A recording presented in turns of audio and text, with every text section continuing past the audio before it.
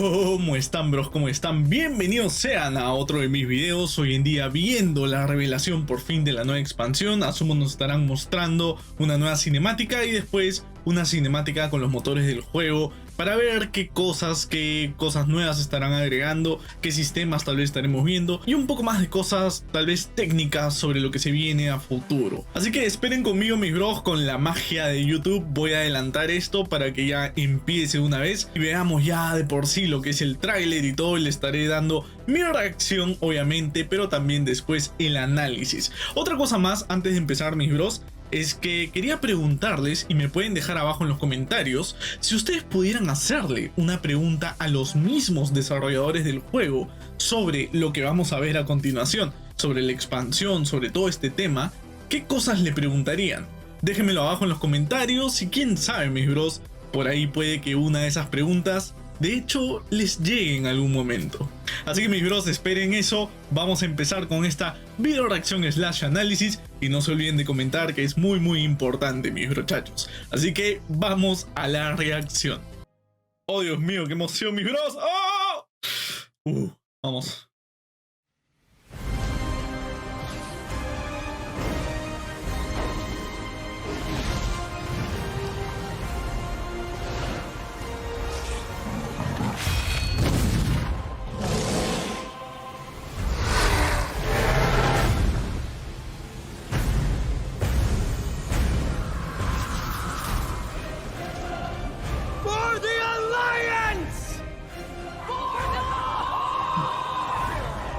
Oh, Dios mío.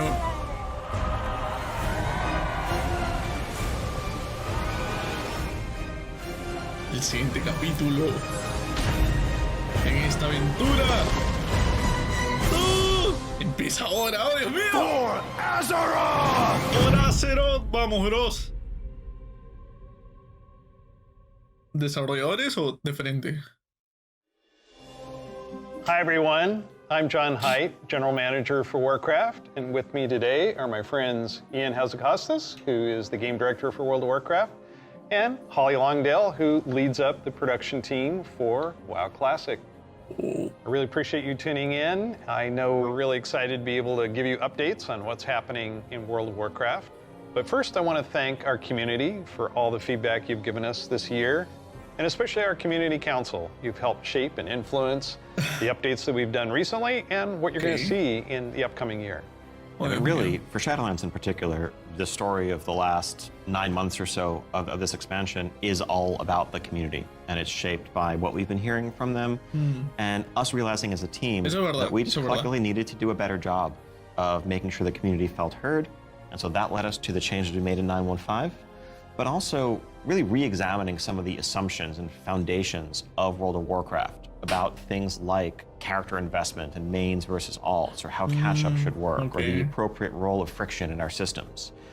And I think 9.1.5 represented a step in the direction of letting players have more freedom to play World of Warcraft the way they want to play it.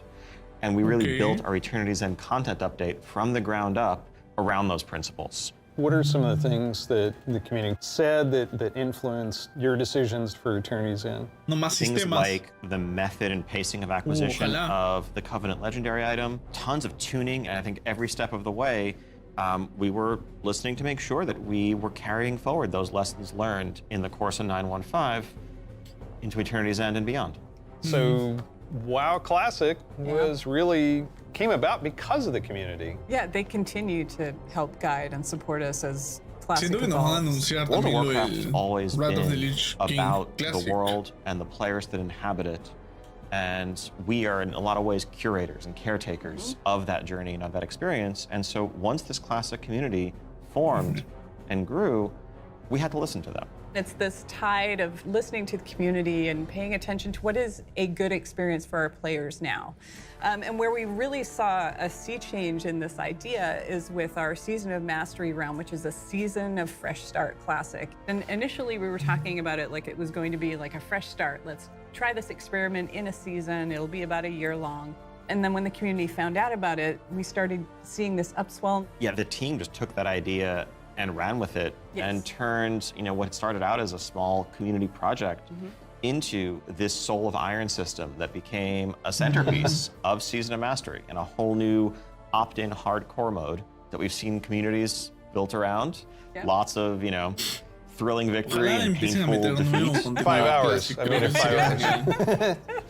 Yeah, and it continues. Like Burning Crusade Classic, we wanted to balance the Paladin seals between Horde and Alliance, so we made an addition there. We wouldn't have gotten there without the community's input. So, influence the community, you've got another update and pretty significant controversial change for this. Yeah, cross-faction play coming in 925, which is on a public test ROM now. And cross-faction. Yep. You're breaking with a 17-year tradition. Yeah, it was not an easily made decision by any means, you know, and I think this is another one of those areas where really we try to take to heart community feedback and requests and ask ourselves as a team whether there's a way to accommodate such an earnestly held desire and still feel like we're being true to the roots of the game. You know, I think players desire to play with their friends who might prefer a different faction, or to play with the faction that they more closely identify with, even though their raid group is elsewhere. It's really important for me. I play a lot of alts, and I love absorbing the story for each race, and having that ability to play with all of my friends across factions is fantastic. At the end of the day, the battle cry is for the Horde. It's not against the Alliance. It's not death to the Alliance. It's about pride in one's faction. And I think there's a way to preserve that and even strengthen that while giving players the ability to make the same choice we've seen the greatest heroes make time and time again. I can't wait to do this. I'm seeing a lot of my friends that I never knew had a max level character in the other faction suddenly come out of the woodwork. And then, you know, with these cross-faction groups, many of them are going to be diving into something new that we're doing to kind of cap off Shadowlands in Season 4. Kind of a remix, a bit of a greatest hits, revisiting all of our raid zones across the expansion, bringing in some familiar older favorites into the Mythic Plus rotation. And we recognize this is kind of a closing chapter, a little bit of a send-off to Shadowlands. As everyone gets ready for what happens next, what will come next, want to give a fun new challenge for everyone to sink their teeth into. Really cool stuff for modern WoW players. I'm super excited about the gear upgrades that you're going to give me and the chance to go back and play some of those awesome raids. There's a lot to explore. Very exciting. For our next adventure in World of Warcraft, we're going to go back to Azeroth. Se viene, mi bro, se viene. We're going to a space with high fantasy. I mean, our fans of Azeroth for a long time. This has been kind of the foundation of much of the lore of WoW. So, without further ado, let's watch the cinematic. Cinemática.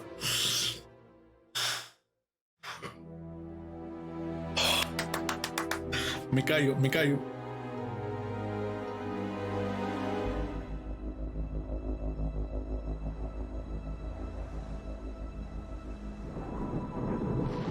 The world has been sundered. It cries out in pain. We must come to its aid. We entrust our ancestral home to you, the Watchers.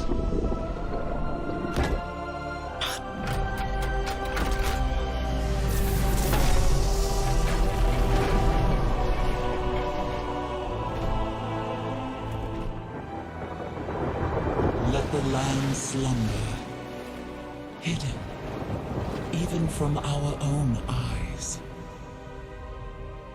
You will feel our return in the waking of the land.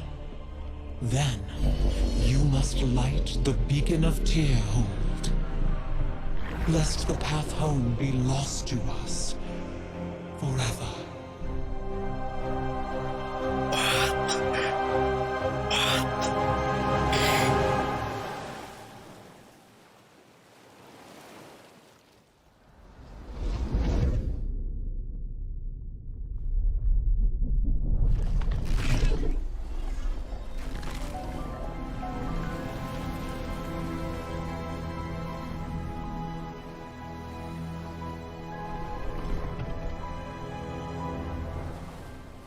Oh, no todos van a despertar.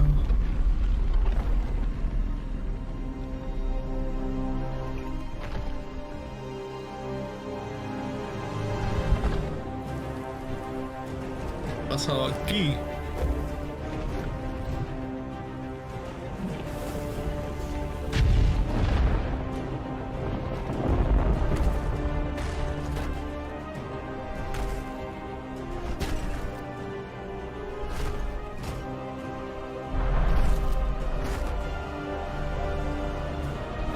es el único que ha sobrevivido. El fuerte de Tyr, así se llama la edificación. Sabemos que quedan aún varias cosas como estas.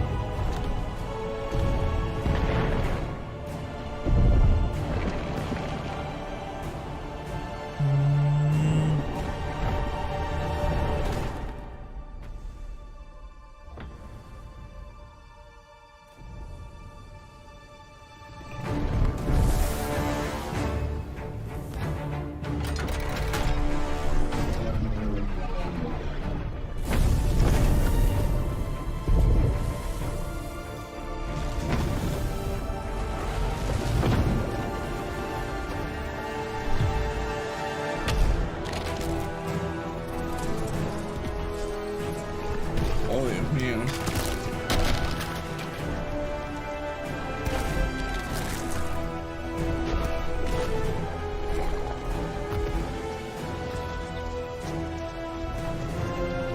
Va a ser la de Thor.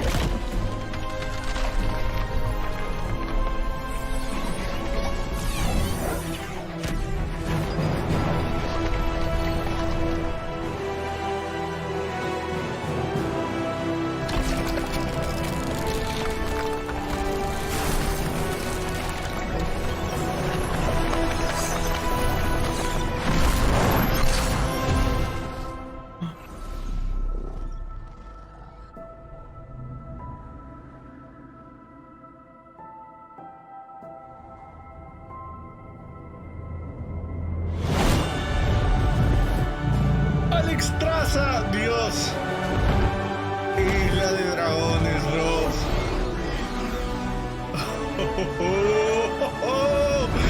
Dios. Nos duermo. Cáligos. Podría ser, o tal vez son los dragones de aspecto originales, o son cualquier dragón, mis bros. The world is healing, Creo que son dragones cualquiera. but her fate Pero ese es el is yet trazo. uncertain.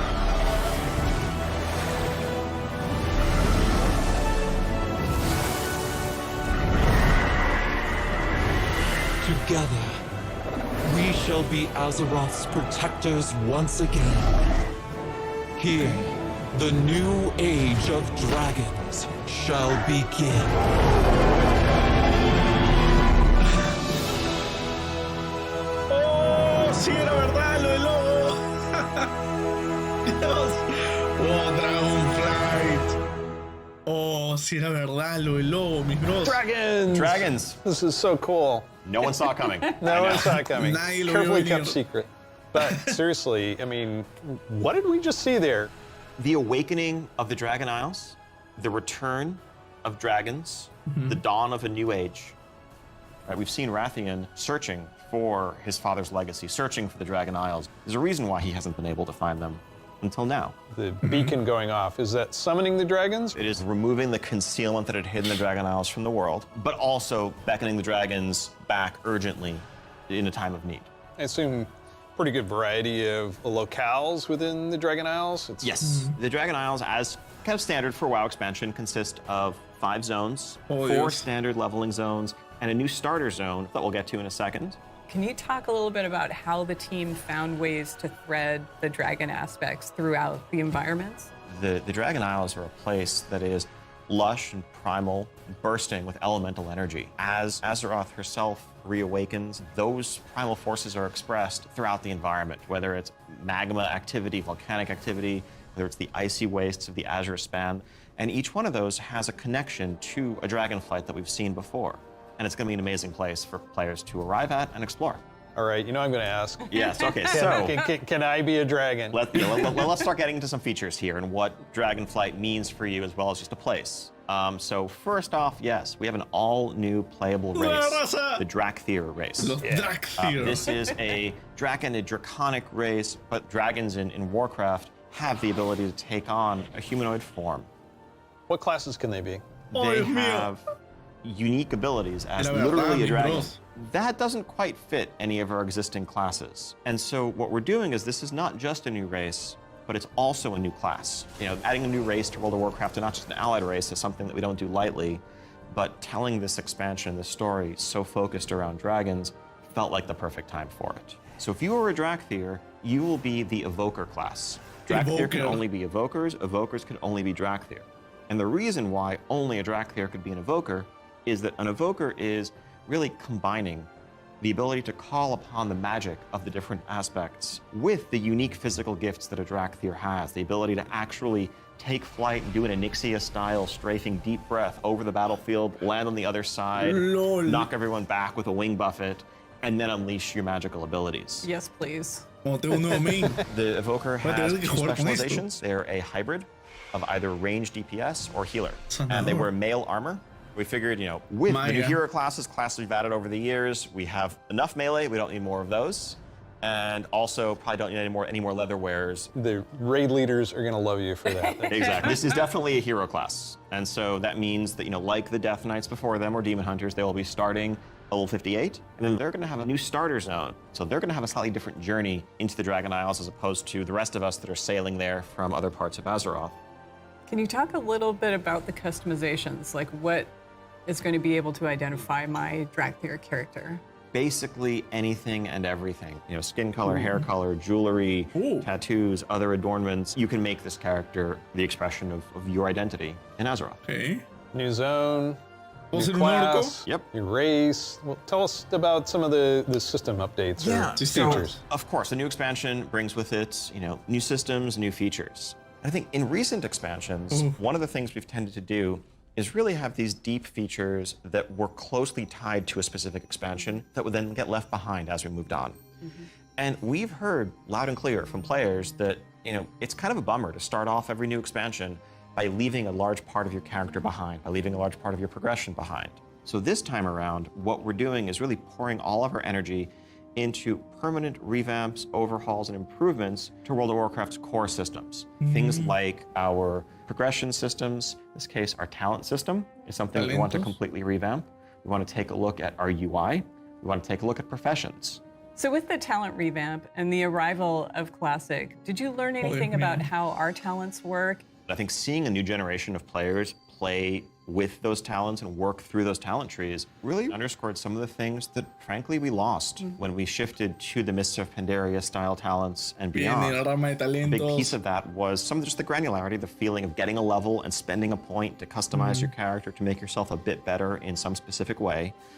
But also, that sense of hybridity that you could have. That's something that we've largely lost. And so the new talent system avoids directly pitting player power throughput choices directly against those sort of utility hybrid choices, because we know that there's always a right outcome there. And we also understand that there's a lot of strength in the flexibility of the modern talent system to let players customize their talents for a particular encounter or for dungeons versus PvP, and we don't want to lose any of that. So John, UI? Oh my God. Yes, I got this 30-inch monitor trying to keep track of where I am on the map, all my buffs, and over here, what's going on in chat. It has literally made my eyes go like this. So, You're not alone in that. We've made a lot of incremental changes and additions over the years, but really this is a revamp, this is an overhaul. And so we're excited to really modernize the look and feel while staying true to the origins of World of Warcraft. At the same time, we're not looking to take away the sort of power user customization there. Add-ons are still there if you want them, but we want a much better default out-of-the-box experience for all players. Aún así la gente va a usar can I reduce elements from new elements if I want to explore the world and see the beauty of Azeroth? When it comes to specific elements, as much as possible, we want to let players choose what to show and what to hide so that they can control it themselves. You mentioned professions. I have a critical question. Arqueología. Go on. Can I wear a chef's hat? Yeah, I knew it. Our approach to professions in Dragonflight is really all about delivering on fantasy and identity as a crafter. And so if you want to be a serious blacksmith, if you want to be a great leather worker, we want to deliver the ability to invest time and energy into that, become a master crafter, be able to make items that are in demand, interact with the community. One of the big pieces that we want to do to support that is a new work order system to have a bit more convenience than just spamming trade chat all day. But if you are someone, you're not yourself a blacksmith, but you have a bunch of mats and you want them forged into a great sword, you can put that work order up, list your mats, offer a commission, and a skilled blacksmith can come along and make you the weapon of your dreams. I think we left out one thing, though. You can be a Dracthyr, go to Dragon Isles, can I have a dragon? What's the fantasy Obviamente. of dragons if not soaring over the lands? And so we're really excited to introduce a feature that we're calling dragon riding. It's dynamic with everything from momentum to dive bombs, the ability to just sort of build that speed up and feel the world rushing past you in a way that should be much more exciting than traditional flight that we've made available in the past, but that's also available for players through a customizable dragon mount right from the start. So this is a skill you learn over time, right, to become an awesome dragon rider? Yes, you'll be able to sort of upgrade aspects of your flight, but you will have this new form of flight from the start. And the dragon companion that you have is, of course, very thoroughly customizable, which is a new thing for us for mounts. This is not just a generic dragon that everyone has, but a drake that is yours. What do you want its scales to look like, horns, the shape of its head, other attachments, armor pieces, and more. Take your pick. This is so cool. Oh, Dios So mío, yes, mis the bros. Dragonflight expansion is going to see players leveling to 70, going to the all-new Vamos a continent subir a of the nivel Dragon 70. Isles, which consists of 5 zones, 4 standard leveling zones, and a new starter zone for our Drakthir class, as well as a range of systems revamps, such as a new talent system, an overhaul and update to our UI, and an entirely fresh look at professions with more depth than ever before.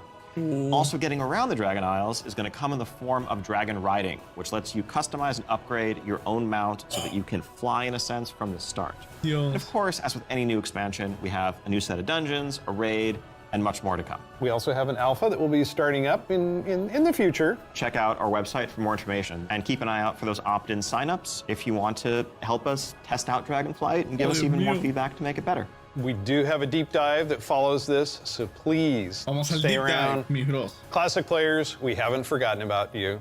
You could probably guess where we're going to go next. One of the all-time El favorite Wrath of the Lich expansions King. for World of Warcraft. Let's watch the cinematic. Mis bros. Ahora nos lanzan la nostalgia, mis muchachos. Oh, Dios mío, ¿qué está pasando acá?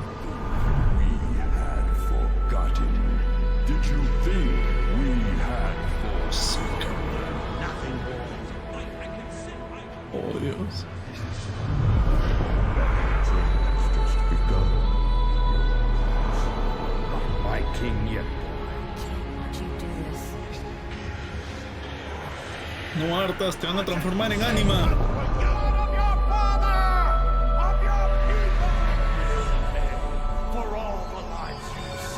My son, the day you were born, the very forests of Lordaeron whispered the name Hartas.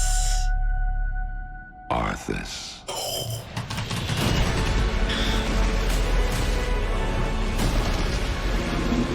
También, de todas maneras, lo tenemos que jugar. When my days have come to an end,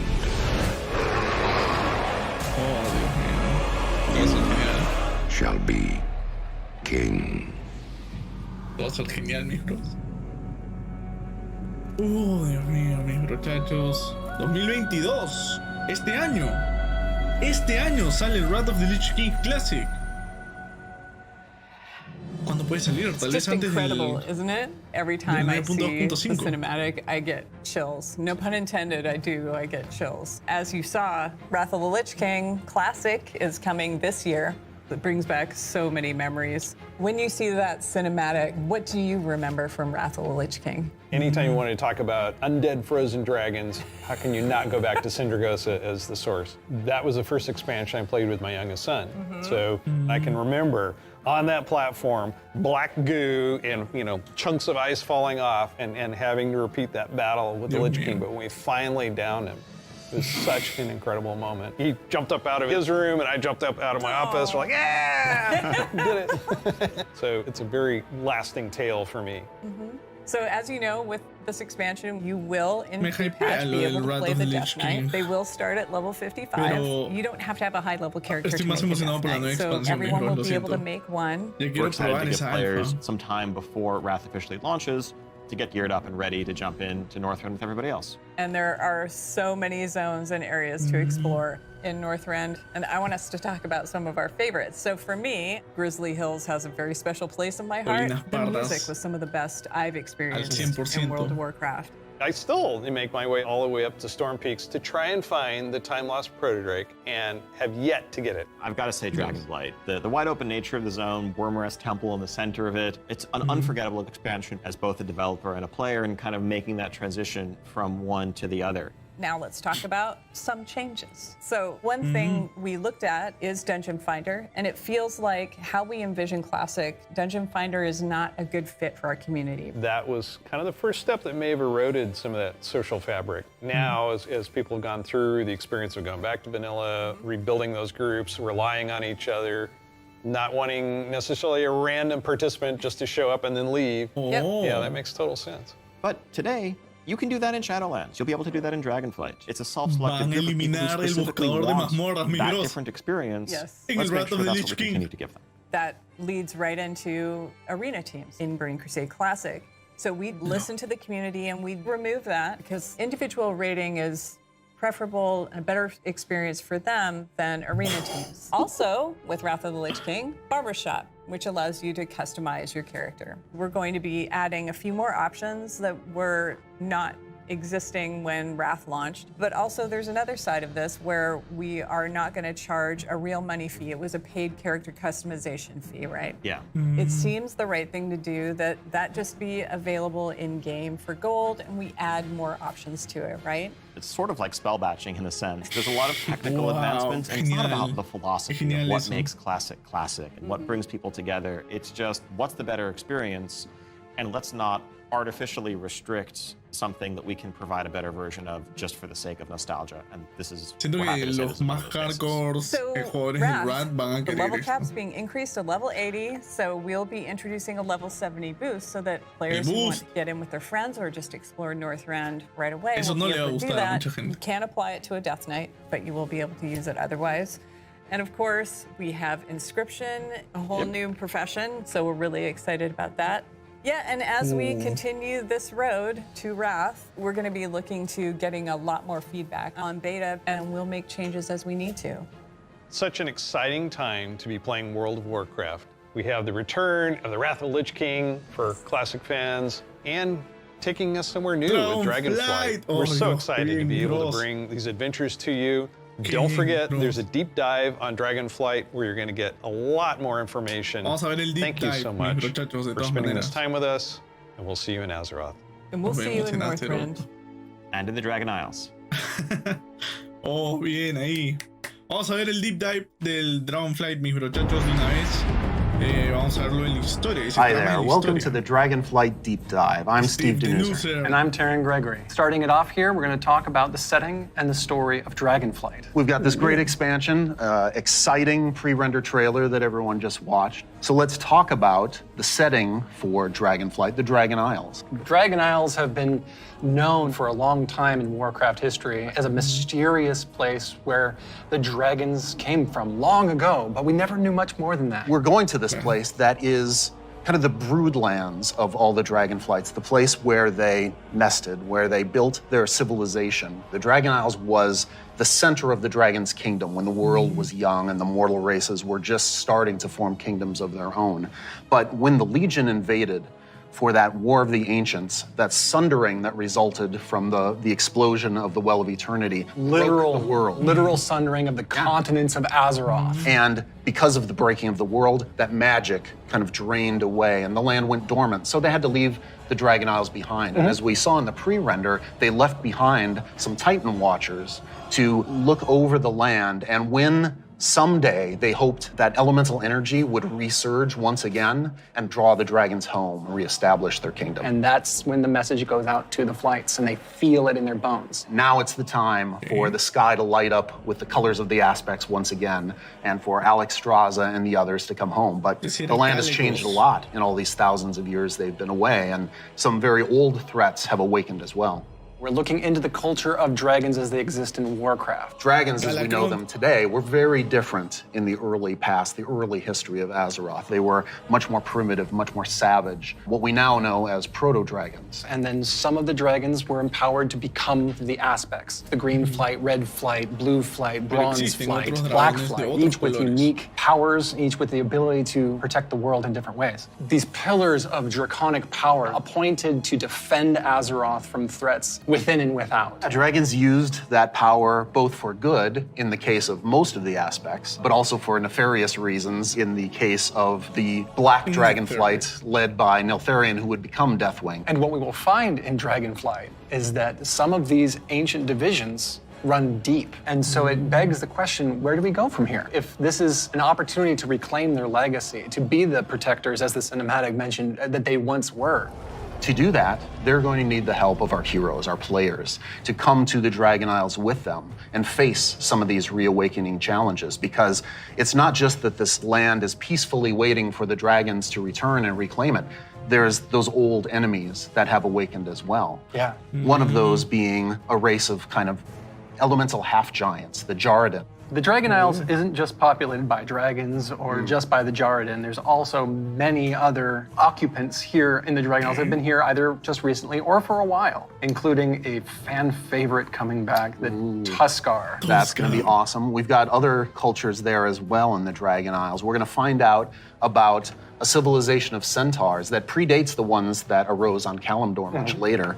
And some of our favorite characters that we've seen over the last few expansions, such as Rathian. And whether he's ready to step up into a leadership role, or if there are other alternatives out there that would be better suited to the job of being the aspect of the Black Dragonflight. I think one thing the players are going to be really excited about this expansion is the new playable race, the Drakthir. That's right. And this is something that Neltharion, before he was Deathwing, before he went full crazy world dragon, that he put into motion. Neltharion saw those primalists that were kind of breaking away from the aspects and what they wanted. And so in those first experiments, he took the essence of dragons, their strength, their nobility, their wisdom, and he combined it with that scrappiness, that adaptability that the mortal races had. And he wanted to use that to create the ideal soldier in his mind, the Drakthir.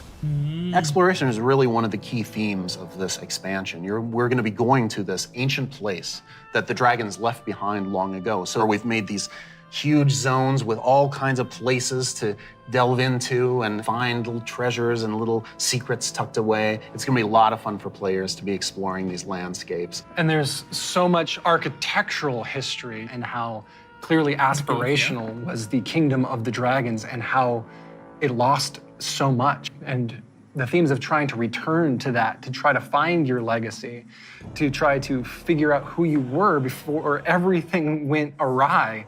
But there's questions, thematic questions of what does it mean to be true to your legacy? Are we going to repeat the mistakes of the past? The dragons have had to learn those lessons just like the mortal kingdoms have had to. And I think that's one of the reasons why the dragons see this now as the time that they have to return and they have to step up once again as protectors of Azeroth. We're helping the dragons because the dragons have helped us in the past too. So by using the Explorers League and the Reliquary together, that allows us to delve into some of that history. And when I look upon the Dragon Isles and all of its visual splendor, I get so excited for the prospect of a truly Azerothian adventure alongside Calicos, along with Rathian, Ebonhorn, with Ysera's daughter Marithra, as each one of them is trying to find their own flight.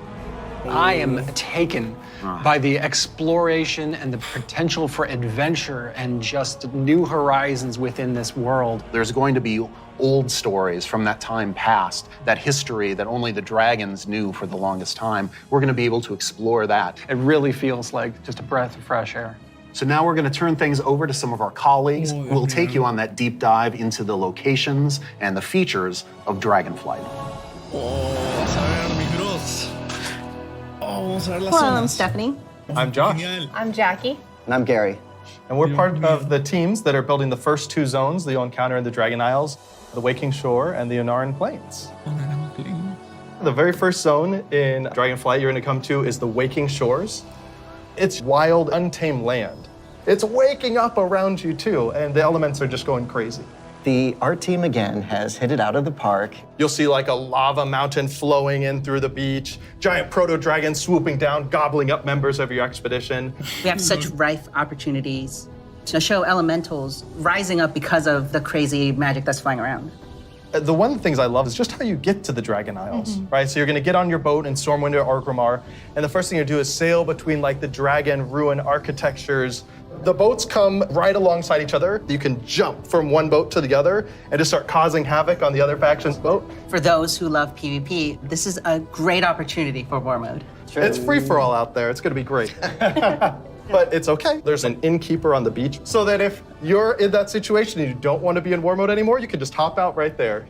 The Reliquary and the Explorers League are working together. The Horde and Alliance are sending an expedition together. It's not the military, it's not the soldiers. This is the scientists, the settlers, exploring this new land. So it's a lot more optimistic tone. One of my favorite things about the Waking Shores is the Red Dragonflight, led by Queen Alexstrasza, the Lifebinder. They have the mandate of nurturing and protecting all life, which means Horde and Alliance, Gorloks, trolls, everybody. So they take that duty seriously. When the Horde and the Alliance come to the Waking Shores, they want to be there to help guide the people through the new land and welcome them. But they're not the only one in the Waking Shores. We have the ancestral home of the Black Dragonflight there too, which has fallen on tough times since Deathwing's descent. And so Rathian's coming over to the Isles with us, and he's gonna try and come to terms with the state of the Dragonflight, which is a few loyal Draconids and Dragon Spawn trying to hold their ground. What can the future of the Dragonflight be if it's just Rathian? Because it's not just the dragons that are coming back to the Dragon Isles, but also their longtime rival, the Jarden. I love the Jardins so much. They're half giants that wield the power of magma. And when the Waking Shores and the Dragon Isles went to slumber, they also slumbered. They're back now, and they are ready to raise chaos. Yeah, they're massive. They're riding giant lava mammoths, parading around, just stomping on your face. And they were the enemies of the Dragonflight for so long. They fought against the Red Dragonflight, hunted dragons down, and they're really taking this opportunity to rise up. As the Red Dragonflight have the mandate of nurturing life, they don't want to just stomp out the Jarden completely, but they want to make sure that they don't have the power to affect those around them negatively, to make sure they don't go on a rampage and destroy the ecosystem that has been created here. And so those are awesome things in the Waking Shore, but Steph, there really is only one right answer for the best thing in Waking Shores, right? What? This is true. Ducks. We finally have those webbed feet hooligans in our game. We cracked the technology. We got Figure it out, they can fly. You should be proud. Thank you. It's gonna be awesome. The Onaran Plains come right after the Waking Shores. It's so breathtaking at first glance. The Onaran Plains are big, wide open plains, and the player is going to be constricted a little bit, and then you see this big contrast of a zone. We don't always get that opportunity, that cinematic moment where the player can have a framed view when they see this area. Come out and you got that postcard shot of the plains. And then you see this giant fire proto-dragon breathing fire, and a herd of centaur like harpoon down the proto-dragon and crash into the ground. And the first thing you get to do is go help them kill the proto-dragon. Like, how cool is that? Who is Onara?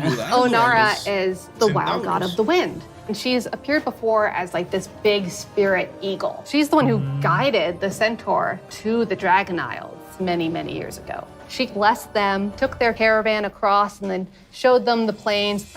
How fun at the beginning of this expansion was exploring the culture of the centaur. The centaur are these mighty, awesome hunters that, back when they first came to the Dragon Isles, they fought the green dragons all day long. Eventually, they realized that we're strong, you're strong, maybe we should stop decimating each other's people. We'll make peace, we'll make an agreement. You guys hang out in the groves, and the centaur will hang out in the plains. But now, the dragons have been gone for 10,000 years. And the centaur have come so far since then. And they've been here, and they've been existing and developing their culture. They all came over as one clan, led by the mighty Maruk and Kira, and they founded a new life here. So if you want to get across, you have to follow their rules and their traditions. You have to earn their trust. You are the first outsiders to come in generations upon generations. The centaur might rule the open plains, but the green dragons make their home in the groves. And those groves are absolutely gorgeous. And how great a job it is that we have where I can take all of this beautiful artwork and build these beautiful fantasy groves, high fantasy. We want to do lots of things with an open plane, and we want to be creative with that. But we're restraining ourselves by letting the zone sing, letting the horizon tell the story. We certainly couldn't have done that in the vanilla WoW. No, definitely not. The zones are so big and you can see so far, especially in Onaran Plains. So we talked to the engineers and we actually increased that distance. It spurs you on to want to adventure and look through the zone and explore everything. The interesting thing for me is we have all these conflicts with the dragonflights. There's missing dragons, there's battles, there's so much crazy stuff happening, but that's not really all we're doing. There's so much extra fun activities for people to do. And the greatest thing is that you need to figure out exactly what's going on and help solve all the problems that are just sprouting up everywhere. We're just really excited to tell a story that's grounded in Azeroth and exploration. There's so much more to talk about. But now, we're gonna have some folks talking about the next 2 zones that players are gonna experience in the Dragon Isles. Dos nuevas zonas, a ver. Sé que hay una zona especial para la nueva raza, para la nueva raza / Hello everyone, my name is Kate. I'm Christy. I'm Kate. I'm Sean. We're going to talk today about Thaldraszus and the Azure Span. So Azure Span is going to be the 3rd zone that players adventure through, and it's one of our biggest zones that we've done in the Dragonflight, maybe even to date. We knew it was going to be like the largest visual elevation change, and it really started with this great concept art. When we first were taking a look at the design, we kept coming back to one of our favorite Wrath zones, which was Grizzly Hills. And we really wanted to take that, but wowify it more. And I don't know if you've ever been up to the Bay Area, but in the morning, that coastal fog comes in and dips down into the redwoods and that sun shines through. That's really what we wanted to encapsulate with this forest. And not only we have redwoods, but we've got all different types of trees. Eventually, it'll break open into this wide open tundra that's just golden and red, and you'll reach up to another level of elevation where you get to see the snow. The majority of the zone is covered in snow and ice. We have giant frozen waterfalls, ice rivers as far as the eye can see. And Sean, I know in the forest, we can expect our first creatures. We have a small group that lives there called the Gnolls. These Gnolls are all throughout the forest in Azure Span. They've made this their home. Some Gnolls with strange magic that we're going to find out what exactly that's about. Snow Gnolls, or as I call them, the Snolls, up in the winter area. And then some regular Gnolls that are just going to be around the forest area. So then we go into the big open tundra where we meet our second group, the Tuskar. It's going to be really neat to explore their culture a lot more. And those kids are adorable. I absolutely love the Tuskar. Honestly, all my downtime is probably just me hanging out with the Tuskar. So it's been a little while since we've seen them. We remember the Tuskar from Wrath of the Lich King. They're also getting a nice, cool up-res for their models, along with expanding their culture. So there are going to be male Tuskar, female Tuskar, Tuskar kids. So we're going to fight alongside them, which includes help from a certain group of dragons, the blue dragons. We're going to follow the story of Kalagos, our blue dragon buddy from the Kirin Tor, and he's going to be adventuring into Sindragos' archives. It's a giant zone. There's a lot of surprises. When we're done there, we head over to Thaldraszus. It's really incredible because you will be going through some of the previous zones and seeing a lot of ruins for the dragon buildings. But when you get to Thaldraszus, everything is perfectly intact. It's beautiful. It's pristine. It is the seat of power for all 5 dragonflights and home of the dragons. It feels that way with the huge vertical mountains. We've got these great cave systems where you may end up finding little dragon hordes. My favorite dragonflight right now is the Bronze. They've got a really cool area in Thaldraszus, and their magic is time. There's so many cool story hooks that we could dig into there. There's so many cool gameplay options. And we have a little bit of an adventure for players. It's gonna be a lot of fun. I can't wait. We really wanted it to feel like their old stomping grounds. One of the really cool features is going to be the main city and player hub for this expansion, Valdrakken. It is a culmination of all of the dragon's efforts to put together what a city would look like. So we ended up having a bunch of really fun small vignettes where you can see that the blue dragonflight is hosting a public library, and the red and green dragonflights both have their own separate gardens. We'll also have some convenience services for players, including an auction house in the city, which will be really nice if you're looking for more exotic wares. The thing that really sold me on Thaldraszus was the initial concept art we got of Tierhold. Oh, yeah. Wow. And this is a 10,000-year-old Titan technological marvel. Tierhold has these awesome aqueducts that actually come out from the structure all the way to the city across the valley. And in the cinematic, there's just this amazing shot where you see Alexstrasza swoop under one of them, and there's splashes of water cresting across her wings. So when players are flying around themselves, they get to have their Alexstrasza moment. What an incredible place, and filled with so much history. Tierhold was built by Tyr. He was a Titan Keeper back in the day who helped the Aspects fight Galakrond. And when they settled on the Dragon Isles, he built this facility.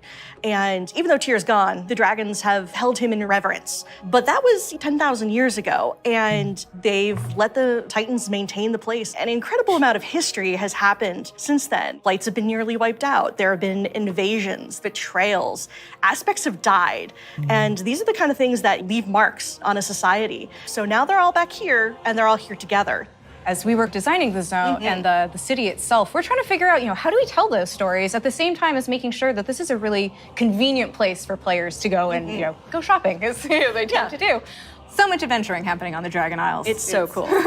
As a player, you probably don't have your own dragon wings. You are going to learn the art of dragon riding. It's so vertical, and I'm just excited to dive off the tops of towers and swoop under things. It's actually one of the things that we're about to learn about next. Vamos a ver cómo se vuela ahora, mis bros. Hi, I'm Jake. I'm Andy. I'm Kali. And I'm Graham. And I'm really excited to talk to you guys today about the Dracthyr Evoker, our new race and class coming in Dragonflight. We're here to talk about not only the Evoker, but also dragon riding, which is our exciting expression into the exploration of the Dragon Isles. We knew with a dragon-themed expansion, we wanted to let you play a dragon. Not a big dragon, Alexstrasza size. That'd be tough to fit into raids. I'm sorry, Jake. Okay. I know.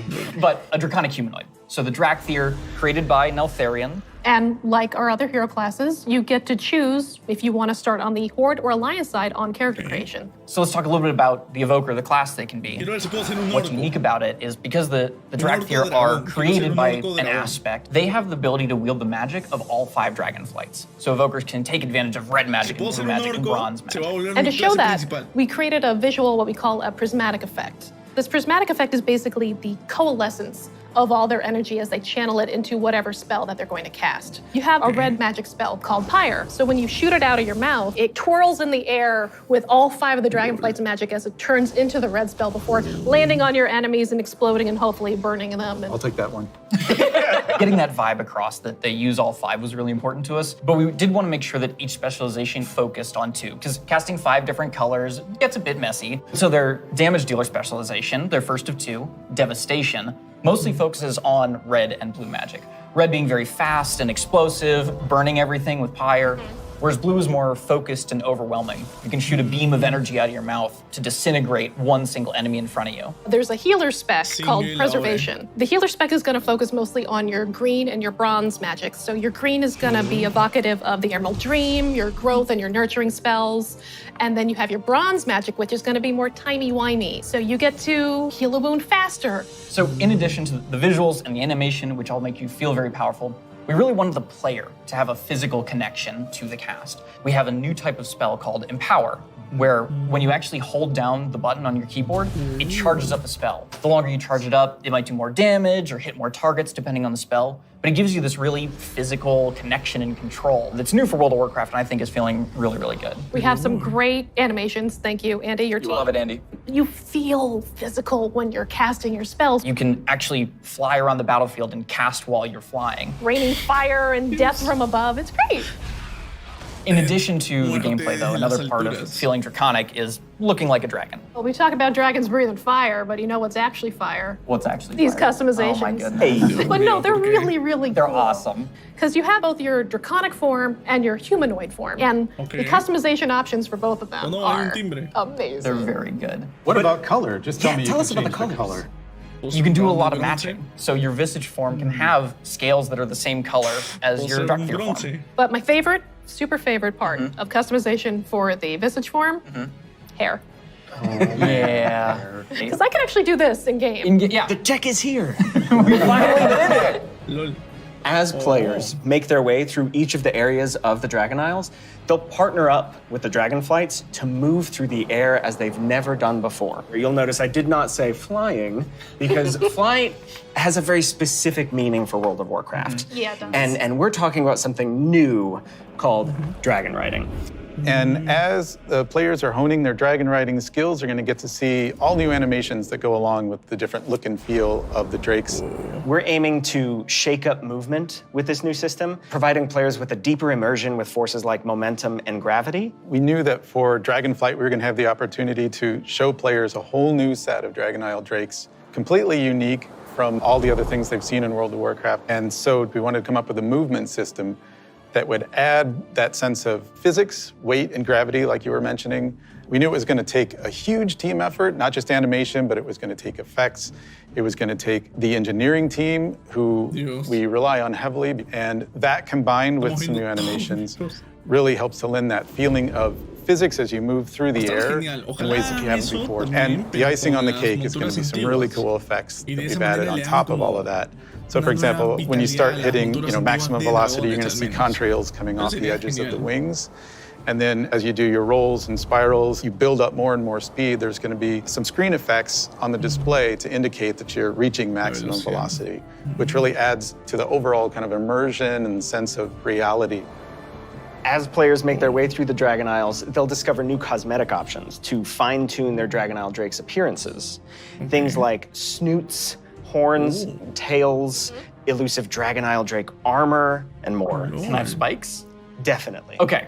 We want to provide players with all new skills to play with, as those who can use their momentum well can reach higher and higher heights, and bring on new, more difficult challenges. We just have so many new gorgeous options to choose from, and I'm just so excited for all of them. I'm excited for the whole thing. I mean, it's been a lot of fun to work on, but I can't wait to actually get in the game, play it with you guys. I can't wait. I can't wait to fly around Dragon Isles. This will be great. Next up, you're going to hear about the talent revamp and the UI changes coming in Dragonflight. Pero quiero ver si puedo ser un orco dragón. Si puedo ser un orco dragón, les juro, mis bros, que se Hello, vuelve my mi name raza is Brian. principal. I'm Crash. I'm Jay. And I'm Laura. We are very excited to share we are finally revamping the WoW HUD UI. And it is also time for a major revamp to talents and specializations. I have a big question for the group. How long do you think it took for us to finally revamp the WoW HUD? My guess is like 15 years. Dios. Close, 18 years. 18 years. You know, technology has changed a lot since we made the UI back in 2004. Now you have like bigger monitors, and us, we have better dev tools to work with. So it makes sense to have the revamp right now. Also, if you look at the game today, the art evolved beautifully over the years. And if you look at the HUD looks like it got frozen time. So when we approached this, we wanted to create a layout experience that players could customize, move things around, adjust it to fit their needs. Add-ons today, they do a lot for player customization. The downside is that not everybody uses them. It's about time that everybody has the opportunity to use them, that they become a part of the base UI. Yeah, and we are working very closely with our user research team to make sure we are hitting the goals that our player needs. It allowed us to add new functionality, to improve accessibility in a lot of areas, and on top of that, we are going to be improving the art. Yeah, so the art update, it's a big part of this project. The UI that we have today has a lot of charm and personality, and players have been using that for 18 years. So with that in mind, we want to respect the players who really like the current UI, but do a more than take to it, removing the clutter and giving more visibility for your gameplay. So the new minimap, it looks bigger, and the health bar is also much bigger. If you look at the action bars and the bottom menus, they have less head frames, and you can really open up your gameplay, so you don't have a lot of your UI in front of you. And of course, we want to find iconic pieces from the current HUD, but we want to bring it back in a nice way. So we for sure updating the Griffins. They look so nice now. And the Horde, don't worry, we got you. We're going to have your version as well. So let's talk about the edit mode. We are putting a mode in that will let players move various HUD elements around on the screen. So I'm able to move the mini-map, say, from the right corner all the way over to the left corner. If I want to bring my action bars from the bottom and kind of put them more in the center by my character, those are all things that I'll be able to do. Absolutely. And each of those different components will have various sets of options that you'll be able to work with. They'll be able to save it, edit it, copy it, name it. Also, it'll remember which spec you're in. So if you're someone who jumps around a lot, as you switch, it will switch to whatever HUD layout you have for that spec. This is an ongoing project. We're going to keep working on it. So we really want to hear back from you. A project that we're all excited about that we've been collaborating a lot on is something that's pretty UI intensive, and that's the talent system. It hadn't changed in a long time, like you said before. And we really started with, how can we have players have more choice over what their character has? As you level up, we give you a new spell or a new ability, something that kind of makes you stronger, but it's determined by the designers. We decide the order. Yeah, we started looking for a system that would give players a much wider set of options. And after looking at all those things, what we really returned back to was the idea of trees. But it's actually 2 trees. We have a class tree that offer different class utility, and then we have a spec tree that is focused on performing your role, whether that's damage, tank, or healing. Can I just jump in and say that I personally am super excited about having trees come back. There's a big nostalgia hit for me. As we said, we have these 2 trees because we feel like picking a specialization is a really important part of your World of Warcraft character now. And so we want to make sure that when you choose that, it kind of affects the tree in some way.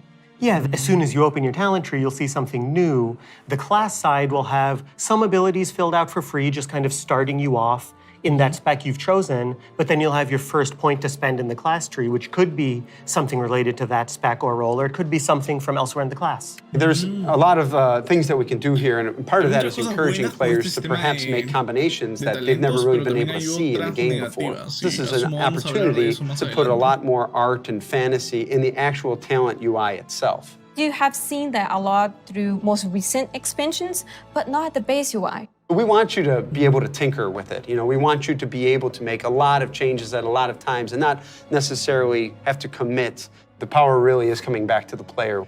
It's not something we want people to feel locked into, and so one of the things that we'll be preserving is the ability to change these talents at the same kind of frequency that you do now. Yeah, the old school players, when you see trees this time, just think, yeah, I'll go from my raid night to my arena match and figure out what I think is the best for both of those. And that's a process we want to make really fluid. So we're building a save load feature that lets you create your build, name it, save it, and then load it up very quickly and freely. Talents were really about the breadth of options. We've made all these different cool things over the years, but when are they at their coolest? It's when players can hold the building blocks of what can make up their class, their spec, and put them together in a way that works for them. So these are really cool features that we've been working long and hard on, and we're very excited about them. And it's just an early preview of the things we've been doing. We can't wait to see the reaction that you have to them, and please reach out to us and let us know your thoughts on them. And next up, we're going to talk about professions in Dragonflight. Vamos a ver las profesiones ahora, mis bros.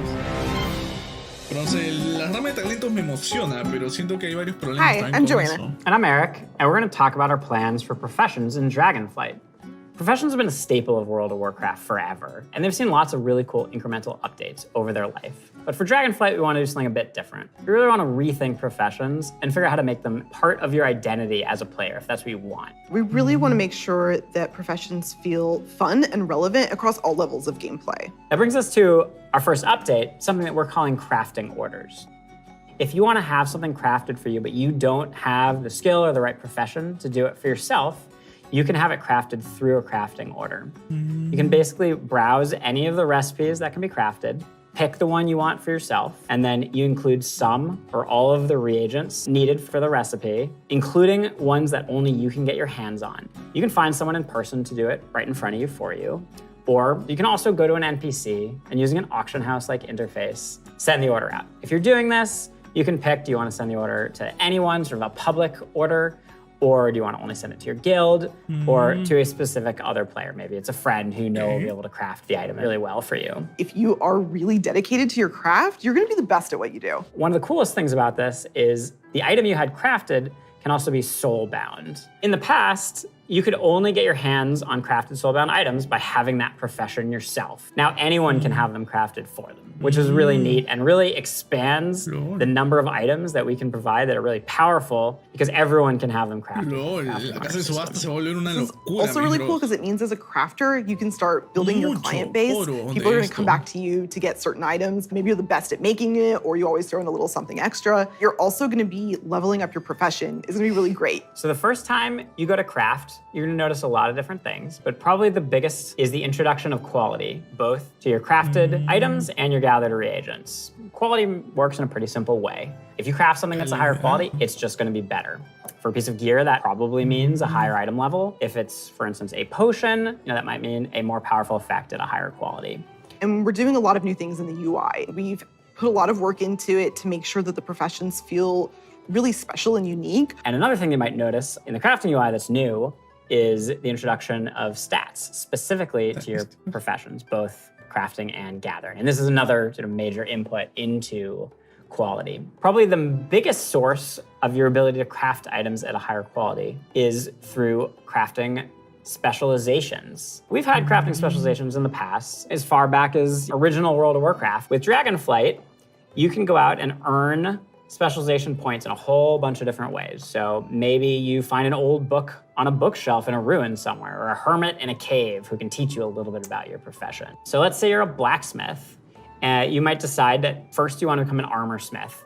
And the more points you spend in armor smithing, the better you're going to get at crafting all armor. This also means that if you specialize one way, other people in your guild may specialize in a completely different path. So this means that your guild could have several top blacksmiths and everybody is providing something unique and valuable to the team, which is really cool. Now that reminds me of another update. We're actually adding crafting tables to all the different crafting professions. We're gonna take those and we're gonna put them all in the main city of Valdrakken. And you're gonna go in there and you're gonna get to see all the different players crafting their items at their cool crafting tables.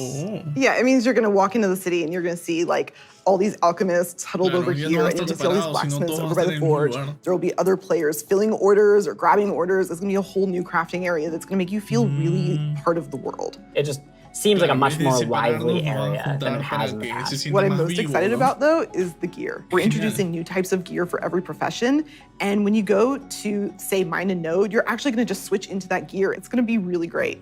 You're not gonna have to carry that stuff around in your backpack anymore. There's actually gonna be dedicated slots for each of your pieces of gear. But I'm a numbers guy, I love progressing. All pieces of profession gear will have those special stats that we mentioned before on them. And as you get your hands on better versions of the gear, it's really gonna help you get better at your profession. I can't wait. Thank you for tuning in to the Dragonflight Deep Dive. You've heard a lot about the content and changes coming in Dragonflight, and we've got a lot more in store for you in the coming months. Until then, we'll see you in Azeroth. Nos vemos en Azeroth. Oh, qué genial, mis bros, qué genial. Bueno, se vienen muchas cosas nuevas. Esto parece que ha sido toda la revelación. Ya no hay nada más, ya nos han cortado. Vamos a ver rápidamente lo de la cinemática. Me pareció súper genial en sí, pero todas las cosas nuevas que están agregando ahora al juego, pues me parece genial dentro de todo. Lo de la rama de talentos, eso sí, me causa algunas preocupaciones porque, como sabrán, en la mayoría de juegos, no solo en WoW, en casi todos, lo que se tiende a hacer es, mira, esta es la rama de talentos que se usa, la mejor, la optimizada, y todos es copiar, pegar de las páginas de guías y cosas por el estilo, y no se presta tanto para explorar y ser diferente, qué sé yo. Casi nunca funciona de esa manera, siempre hay una meta y la mayoría de jugadores se pega a la meta. Así que creo que por ahí es como un arma de doble filo, pero asumo también presta a la posibilidad de que de hecho hayan jugadores que sí utilicen esta arma de talentos de maneras diferentes y encuentren nuevas metas, nuevas formas de combinar esto, y ya los demás se copiarán, asumo. Pero es interesante ver esta nueva arma de talentos que tendrá una base. Por ejemplo, eres guerrero, tendrás tus talentos de guerrero y a la vez los talentos de especialización como de armas, protección o furia. Entonces, esa mezcla de talentos me parece súper interesante. Por ahí puede que funcione, puede que no, pero están cambiándolo y es algo nuevo, es algo fresco, mis bros. Y algo también a notar es que no se habló mucho sobre los sistemas como tal.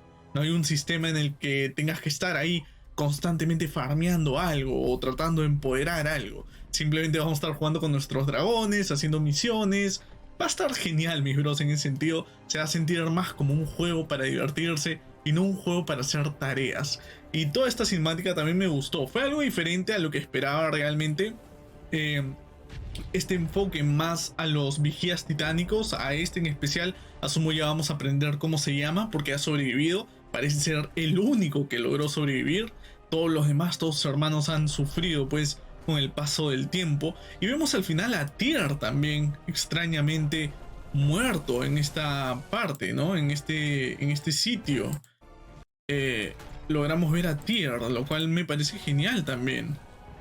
Pero esto parte de la cinemática final de Cataclismo, cuando vimos a los dragones pelear en contra de la muerte. Y ellos nos dicen, ¿no?, que su ancestral poder se ha agotado.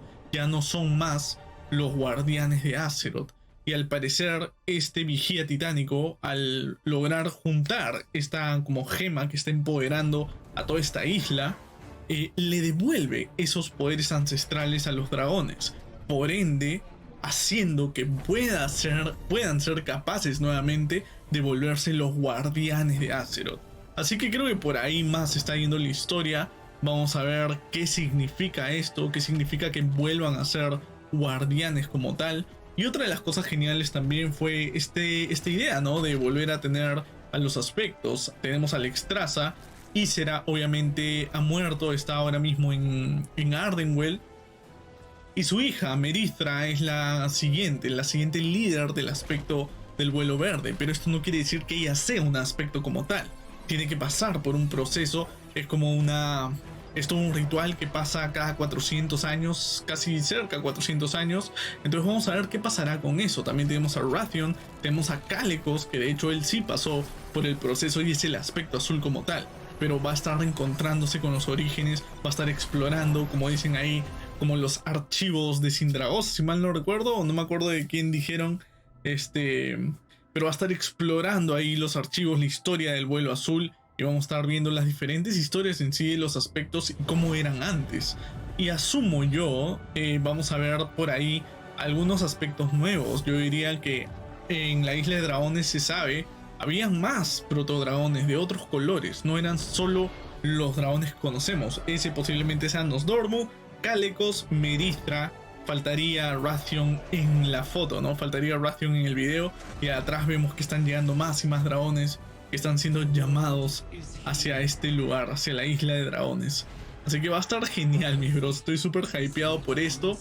Ahora tengo que hacer algo importante, mis bros. Asumo ya se van a enterar en un par de horas. Como les dije al inicio del video, déjenme sus preguntas abajo. Muy importante. Y después voy a hacer un directo en Twitch. Me van a estar viendo en Twitch para hablar un poco más de esto. Vamos a estar revisitando todo, viendo parte por parte y hablando con el chat, por supuesto, sobre todo el hypeo que hemos tenido el día de hoy. No he prendido directo porque lo tendría que haber cortado inmediatamente. Por eso mismo estoy haciendo esto, mis bros. Así que espero les guste el video, espero se diviertan con esta nueva expansión que de verdad tiene mucho potencial y vamos a ver qué otras cosas nuevas vendrán con esto. Obviamente la expansión de dragones no va a ser la única temática. Asumo más adelante, tal vez en el siguiente parche, ya nos estarán metiendo nuevas ideas, nuevos conceptos, tal vez una nueva amenaza por ahí. Todo este problema de Turalion, la luz, el vacío, podrían ser temas de los siguientes parches. Casi nunca WoW se centra únicamente en una sola temática y la deja ahí. Esto pasó solamente tal vez en Shadowlands y obviamente no ha funcionado. Así que posiblemente más adelante en la expansión estemos explorando nuevas temáticas como la del vacío, la luz, y podamos tener tal vez nuevas razas aliadas, lo cual los Tuscar, los Centauros, inclusive los Gnolls me parecieron potencialmente capaces de volverse a razas aliadas, tanto para la Horda como para la Alianza, así que va a estar interesante todo esto, mis brochachos.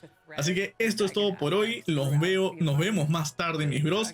Esperen esas cosas, voy a estar anunciándolas por Instagram, por Facebook, también por aquí, por YouTube, porque se viene algo interesante, así que déjenme sus preguntas abajo, muy importante, mis brochachos. Por ahora me despido, pero como siempre, sigan siendo igual de geniales. Chao.